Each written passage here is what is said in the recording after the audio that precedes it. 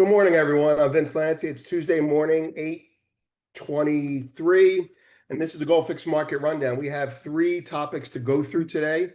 First one is Bloomberg asks, when will silver top its Hunt Brothers high? The second, you can see on your screen, is gold nears $4,000 as political turmoil and dollar strain fuel debasement trade. And then finally, Goldman re-raises its price targets by over 10% to $4,900 in 2026. We're going to go through all those after we go through the markets now. 10-year yields are up 1 basis point. The dollar is 98.55. The S&P 500 is 67.42, vacillating around unchanged all night. The VIX is 16.43, up 7. Gold is up $6 with a range of about up 20 to down 10, I believe. 39.66 last, honing in on 4,000. Silver 48.47. Softer. You're seeing some gold silver traders come in right now. This is the shutdown, remember. Copper is up a percentage point, 502. Goldman Sachs recommended copper again yesterday. WTI is down 10 cents. Natural gas is unchanged bid. Bitcoin is down 220, but it's starting to catch a bid on the back of the shutdown, and it's starting to actually ride the tail of gold. I think people are looking for bargains now. Natural gas, I've already mentioned that. Ethereum is up as well, actually outperforming Bitcoin through this time period. Platinum, palladium mixed, gold, silver ratio steady at 81.75. Grains are mixed with corn bucking the trend a little bit lower. Okay. Let's go through the stories. As price in silver surges towards record territory, the debate, Bloomberg notes, over the metal's true all-time high has resurfaced. Unlike gold, silver's benchmark record is complicated by multiple exchanges, differing methodologies, and incomplete historical data dating back to the Hunt brothers' famous or infamous 1980 corner attempt. That is what Bloomberg asked, and we took that article and we wrote our own breakdown and added some charts to it. And we would like to mention that in researching his book, not his book, I should say, his report for silver, we had several conversations with Chris Marcus about when the true all-time high in silver was. And we came up with various numbers as well. This report shows you where they are, between 50 and 52 and a half, depending on if you're going to count the now defunct CBOT's silver contract. That's the first story, and that was sent out this morning. In the second story, gold nears 4,000 as political turmoil and dollar strain fuel debasement trade. That debasement trade concept is coming from the mainstream media now, which is very interesting. We're not sure if they're doing it because they don't like Trump and they want it to be bad for the dollar, or if they know that we have to debase the dollar. It's hard to say. Gold and silver steadied Tuesday after a volatile rally pushed bullion to within sight of $4,000 an ounce and silver above $48, really close to 49, as political turbulence from Washington to Paris and Tokyo drove investors toward hard assets. The dollar gained for a second day while Treasury yields crept higher, eating gold's record-setting surge for now. Now, we covered that, and we're going to go into that a little bit more in a bit. But that continues in the post. Gold nears 4,000 as political turmoil and dollar strain fueled debasement trade. Next, Goldman re-raises targets over 10% to 4,900. Now, we recorded something and sent it out to the founders this morning with some technical difficulty. You can read there at 6 a.m. Some thoughts on where we are in the cycle and how this is very strange in a bullish way. Find attached the latest on gold and implicitly silver this time from our friendly neighborhood bullion bank. You can see the name of the bullion bank right there. Hat tip to Zero Hedge. Essentially, give it to you in one sentence. Goldman is raising their target because, and they're not saying it this way, I am, because they're surprised at how sticky the ETF buying has been, pleasantly surprised.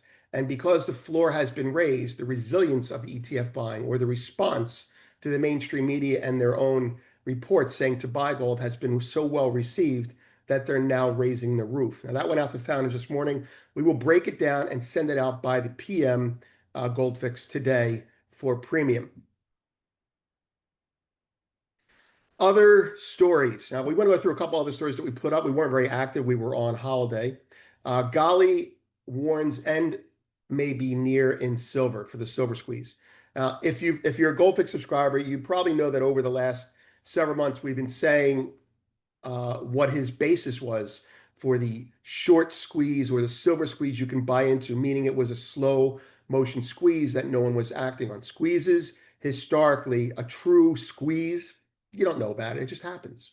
When people know about it, are people getting squeezed. So a slow motion squeeze you can buy into is what Gali was describing very accurately. Now, about 4 or 5 days ago, hat tip to a friend, we had received information and insights that perhaps China, India, or even the COMEX will be getting ready to lease metal to the LBMA to at least stem their decline of metal that they need. They need metal to refill, to add to ETFs because that's their job, so to speak. Now, during that time, we said be careful when China comes back from holiday.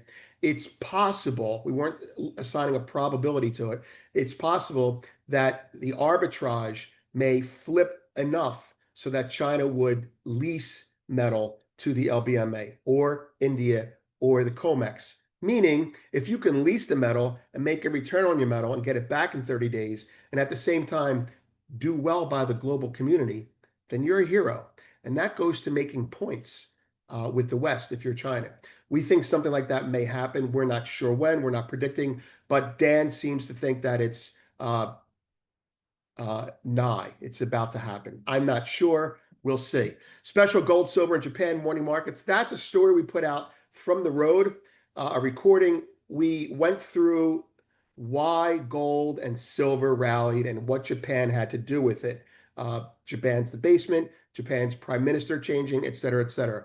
Michael Howell on debt gold in the coming monetization, extremely popular Capital Wars author, goes through, we think is very interesting. There's not much time to read interesting in-depth articles right now, but the synopsis of this one for us was interesting because he says that we are monetizing the debt now. So while people like me are saying the debt monetization will come, he's saying don't look at the Fed, look at how the Treasury is financing itself, and that in and of itself is debt monetization. He calls for higher targets in gold, very high targets, but down the line in terms of years. So he's being responsible with his predictions. But his analysis of liquidity, which is really the parent of flows, I look at flows all the time, is pretty convincing. And we there's a video there, and we broke it down for everyone. We took the video and we took all the gold out, we took all the monetization part out, and that's for everyone. That's free. And founders, can we innovate inflation away? Coming soon in the chat, we changed the chat layout. We now have 5 windows there. You can go into a little bit more order in the chaos, a little bit less anarchist, a little bit more libertarian. We'll see how that works out. It looks like it's working out well. Let's see what happens on a down day, guys, right? Data on deck. I'm not sure what the focus should be this week, but it's probably going to be anything people can get their hands on. With the lack of data coming out, as you can see there, you're going to see flows dictate more than anything without deadlines. There won't be deadlines. So you may see more continuous volatility without less jerky moves. So I think the highlights would be Wednesday's FOMC minutes.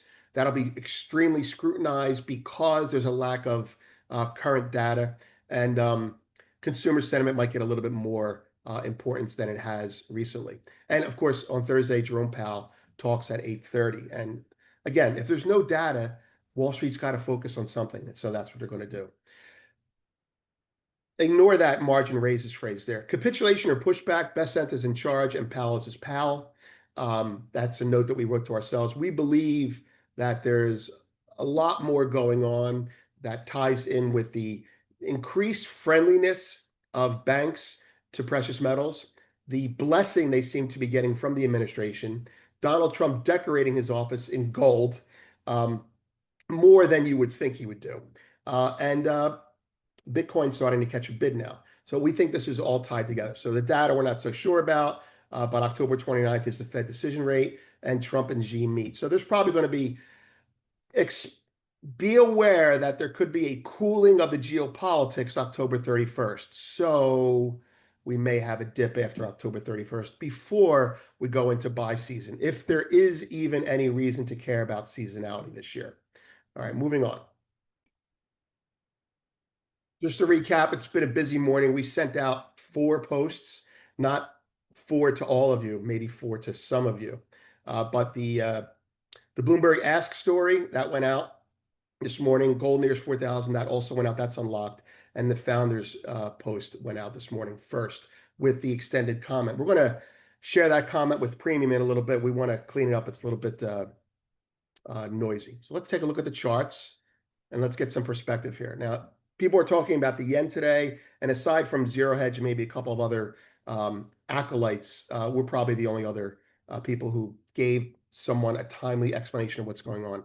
I have monthly charts up there simply because you have to zoom out, speculative positions aside.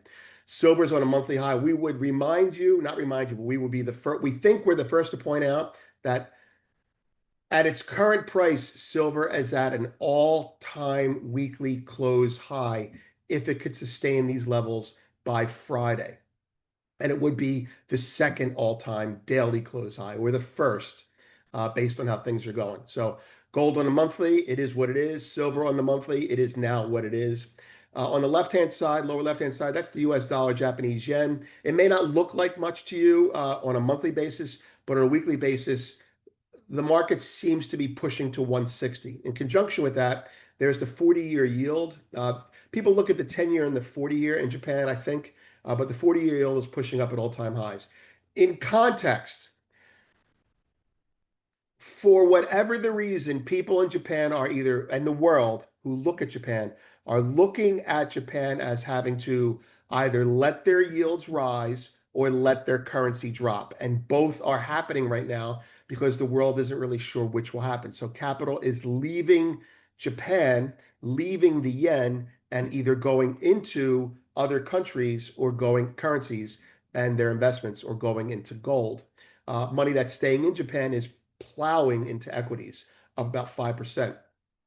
The reason this is relevant beyond the news itself is because Japan is one of the biggest investors overseas in every country in the world.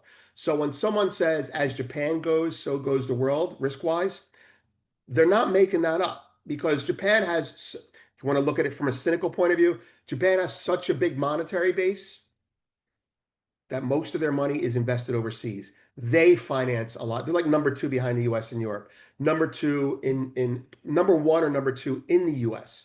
So if Japan's currency weakens, follow the dot here.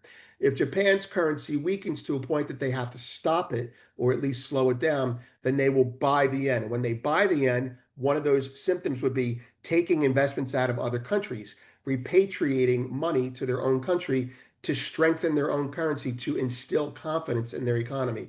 And that will make stocks and bonds and assets in other countries drop. So the weakness in a currency used to be tolerated. It must now be, you must now be vigilant against it, and it must be fought if it gets to be too fast or too much. And in doing so, that forces other countries to defend their own currencies, which is all, sorry to say, a function of mercantilism and protectionism.